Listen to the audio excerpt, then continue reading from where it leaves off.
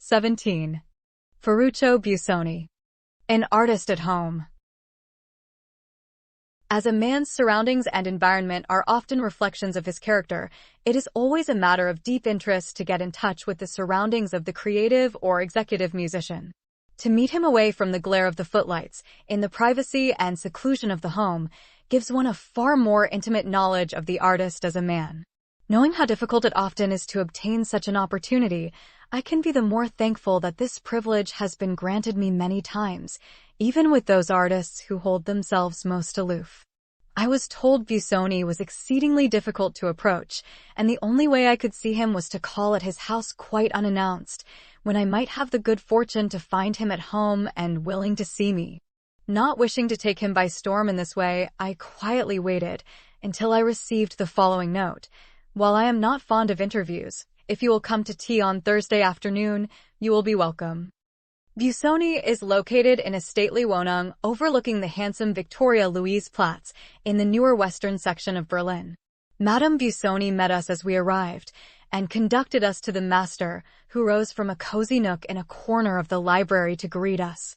Tea was soon brought in, and our little party, which included a couple of other guests, was soon chatting gaily in a mixture of French, German, and English.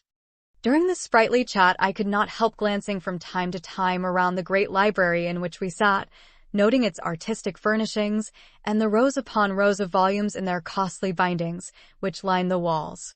One appreciates what Dr. Johnson meant when he said that whenever he saw shelves filled with books, he always wanted to get near enough to them to read their titles, as the choice of books indicates character.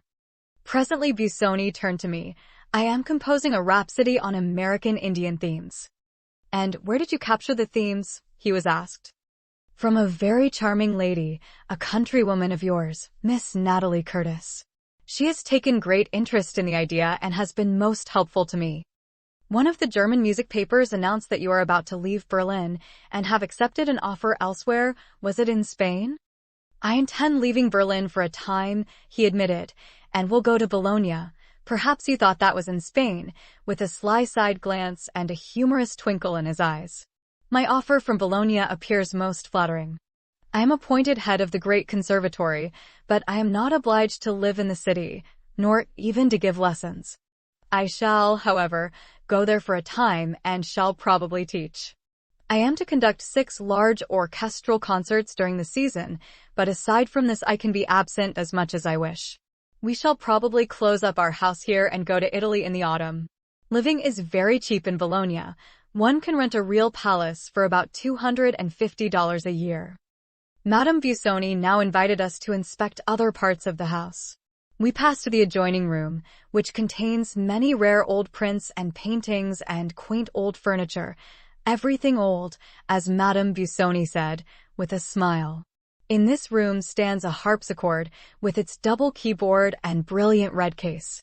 It is not an antique but an excellent copy made by Chickering.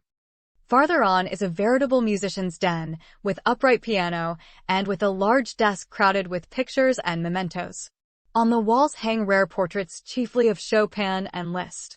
Beyond this room came the salon, with its 2 grand pianos side by side. This is the master's teaching and recital room, and here are various massive pieces of richly carved furniture.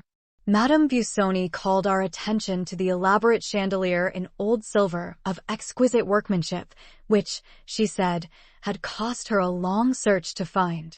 There are several portraits here of the composer-pianist in his youth, one as a boy of 12, a handsome lad, Wildschon, with his curls, his soulful eyes, and his big white collar.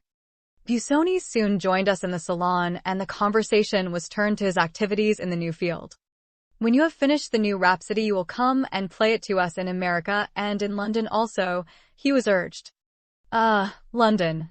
I am almost homesick for London. It is beautiful there. I am fond of America, too. You know I lived there for some years.